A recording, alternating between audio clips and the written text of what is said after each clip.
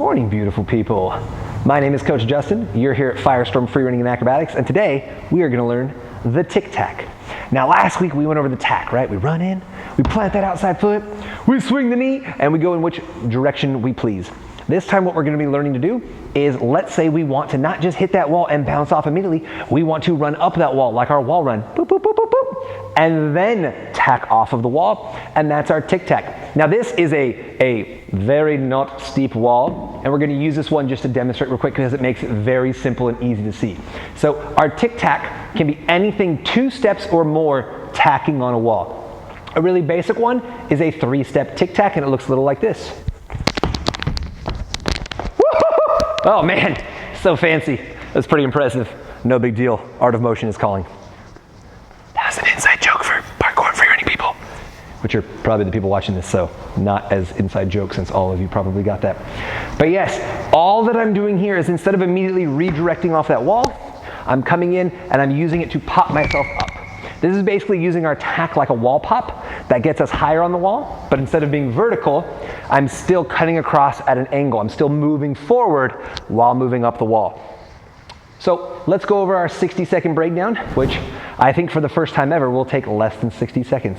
Are you guys ready? Oh yeah! All right, our Tic Tac, just like our tack, we're running in. We're coming in at a 45-ish degree angle, toes up on the wall, making sure we have a nice good grip and purchase. Knee up vertical with our shin up. Knee the height of our hip or just slightly above to really generate some power off there. As I swing, remember, as this leg comes up, I'm driving the opposite arm. From here, I'm gonna bring my foot up, stepping up and over onto the next stop on the wall. Again, as I take that second step, I'm driving the opposite arm. I'm always driving opposite arms as I run up and down the wall. Remember, when you do this one, sometimes you're running up and jumping off at the top. Sometimes you're running up, curving, and coming back down the wall. It's all up to you. Just remember that when you're doing this and you're stepping with your opposite foot, we want to watch out for this behind foot. We don't want it coming in and clipping ourselves and then falling to our doom. So as you do this, keep your chest up, think about your foot placement, and always step your feet around the other one so you do not trip over yourself. Don't be tripping, bruh.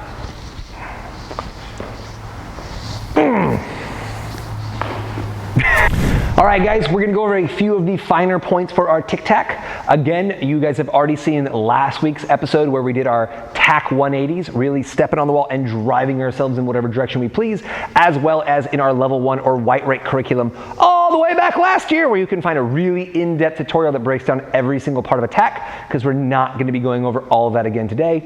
You guys have heard it all before. But then again, you know, repeating things makes it lock in, so you never know what you're gonna find. Although if you've already watched the other episodes, you do know what you already would have found. So there you go. The most important thing to find is, whoever that is over there, it's Coach Dylan!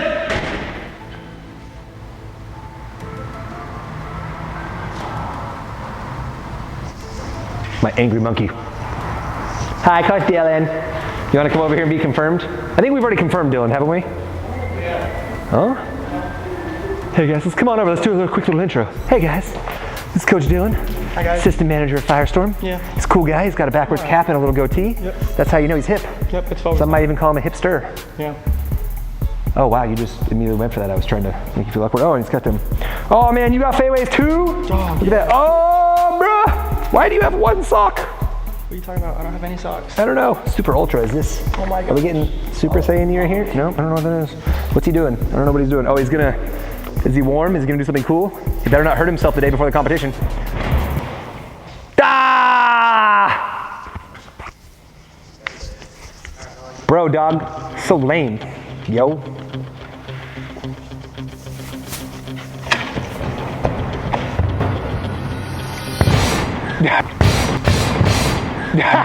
First trick of the day!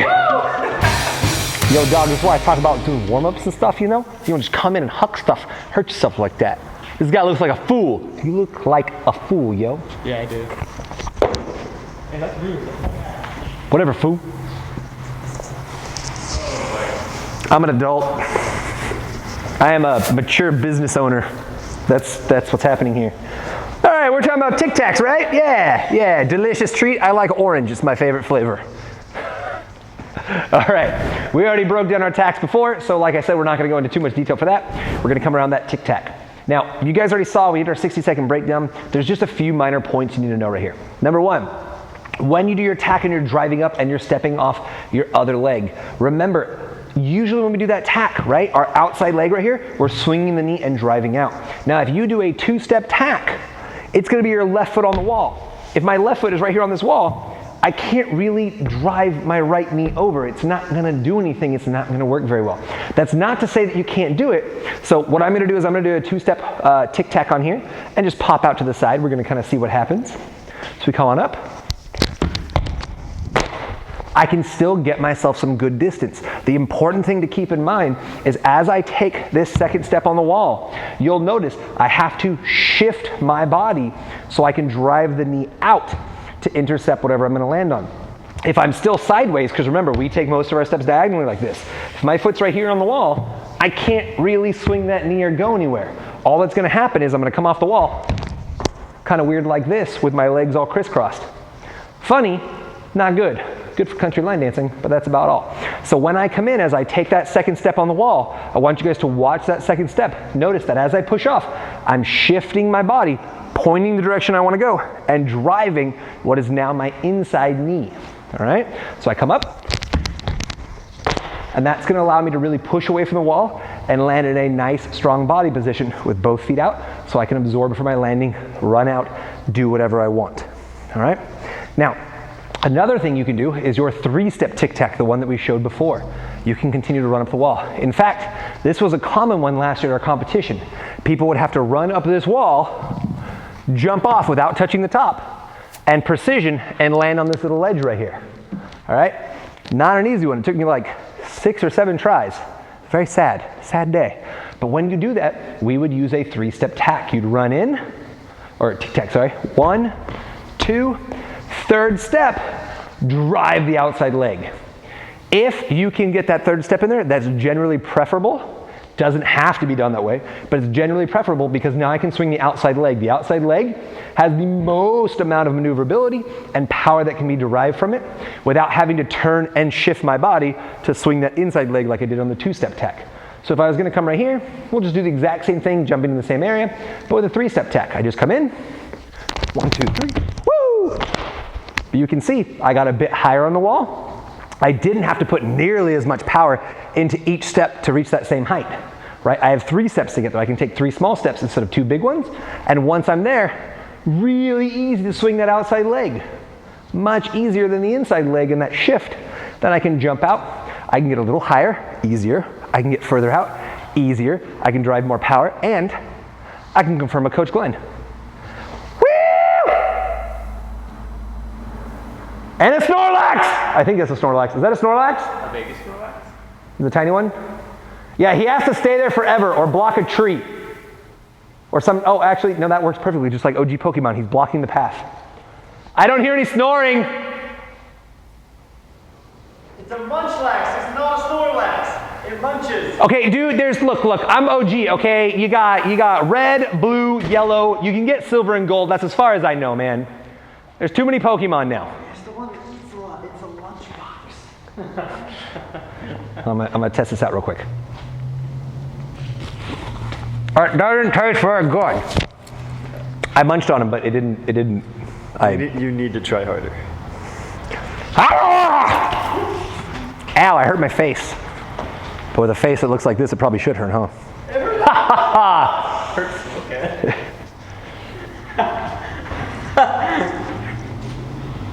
This is the Boy Scout symbol. Nathan, I want you to read between the lines. That's all I have to say. Technically, Boy Scouts are like this, though. Because I'm an Eagle Scout. That's how I know these things. That's actually not a joke. I'm an Eagle Scout. I'm proud of that. All right, so we're going to come over here real quick, and we're going to show you guys the tacks we talked about before. So we're going to use this slightly more aggressively angled wall. We have our nice little 8-foot wall over here. Now, I can come and try to jump up here and grab my cat position, and I can get there just barely because my Achilles are very sad. Why don't you guys come over here to the side? I think it'll help a little bit, to be fully to the side. Now, I can very easily come in here and do my single leg tack like we worked on before. I come in at a bit of an angle, I tack on the wall, drive the knee, get nice and high. You can see I'm catching in a much higher position. It's a little easier for me. Let's pretend though that this is a foot or two taller. I may not be able to, from this low position right here, generate enough power to tack off this and get myself all the way up there. But, if I run up this wall first, getting as much power and height as I can, and then tack off and jump, Smash Brothers, double jump, baby, it will be easier for me to get that extra height. The thing that's going to be interesting is, do I use my 2-step tack or my 3-step tack? I will tell you, for most people, this is almost vertical, but not quite. This one's one of our training walls, so it's got a little bit of an angle right there, similar to like a cheese mat, a very solid cheese mat. This one is much harder to get 3 steps off of, especially if you get to a vertical wall. Now, if you are like Coach Sterling or Coach Braylon, who are just freaks of nature in the most positive way possible, they can 3-step wall, tic-tac up a wall, no problem at all. I have a lot of trouble with that, so I go with my 2-step tack. The important thing to keep in mind is that means it's my right foot on this wall. So I have to be careful not to kick myself back here. I got to swing the knee on the inside, twist a little bit, and push off towards this wall. But I can use that 2-step tic-tac to get myself a little higher before I do my tack and jump. So I come in and get myself there. I think that one is actually generates close to the same amount of power as a normal tack, unless you practice it a lot, because you can't push as hard off that outside leg. So you're sacrificing, I feel like, the distance you can get, but you're gaining height for the wall run right here, because I'm taking 2 steps on the wall. So you really need to gauge the distance of your object and the height. If height is your most important factor, do your 2-step tic-tac. If distance is your most important factor, you want your 1-step or your 3-step tack or tic-tac. All right, guys, the last thing I want to show you is one of the really cool things about a tic-tac, a 2-step, a 3-step. I've seen people do 5-step ones, all kinds of crazy stuff. Bends like this. A lot of times you come to a place where there's 2 walls with a nice, 45-degree angle, or maybe a little wider, a little smaller, whatever. Obtuse or acute, see? Haha, throwing in more words that try to sound intelligent. So, when I come in, I can take multiple steps and what we call around the bend. This one's really fun. It's one of my favorites. If you've ever seen Coach Sterling do this dude is just so nasty. He literally runs around this bend and jumps off near the top. I can't do that because I'm heavy and my legs suck. But here we go. I come on in. It's just a way to generate more power and redirect myself. But if I try to do a 2-step tack on that, it's not going to work very well. I need to be able to run up and do a 3-step. I've seen people do 4 and 5 steps here. 1-step, 2-step, 3-step, 4-step, 5-step on the edge, launch themselves out, and precision to an object like this. It is really cool. It takes practice. As always, guys, practice both sides. When we started over here with the blue wall, I was doing my right side tic-tacs. We came over to the purple wall, I'm doing my left side tic-tacs. Always train ambidextrously, because I promise you, when you're running through a course, you're practicing your stuff, you're never gonna have the wall every single time on the side you want. So get on both sides, get used to it, practice the 2-step tic-tac and 3-step, and then if you wanna get crazy and go higher than that, that's fine. But that trains you for, if I have a right side wall, that trains me for the outside leg swing to generate power, as well as the shift and the inside leg swing to generate and get myself away from the wall. Make sure you practice both so you get them down. And let's see who we're confirming this morning. It's Stony! Didn't that guy get killed by a giant cockroach or something? It must have been a figment of my imagination. A very vocal one. And a giggly one at that. I'm here for vigilante justice. Die, King of Firestorm. I'm just a little, that was a cockroach, bro. That had nothing to do with me. That was a cockroach. You fought a 200-pound cockroach with a $5 Walmart broom. That was bad decision making on your part. If you follow past tutorials, you know what that's the Fire Lord of Firestorm, because he does really crazy stuff with fire stabs. All right, guys. As always, I would love to hear your thoughts on different things here. Do you like the regular tack? Do you like the 2-step or the 3-step tic-tac? Do you have a preference? Do you think that I'm crazy? Do you think that I have too much energy right now? Am I just talking nonstop? Yeah. If you guys have ever seen those Lego commercials from the 90s, you know that I'm just practicing to be that guy. That like 9-year-old kid who speaks 800 words per minute. And now I'm going slower and more quietly. That makes a lot of sense. Leave us a comment, subscribe, like, share, do this thing on the button where you clickage, but slightly more blue. And I'll see you guys next week. I got something in here. I'm gonna get out real quick.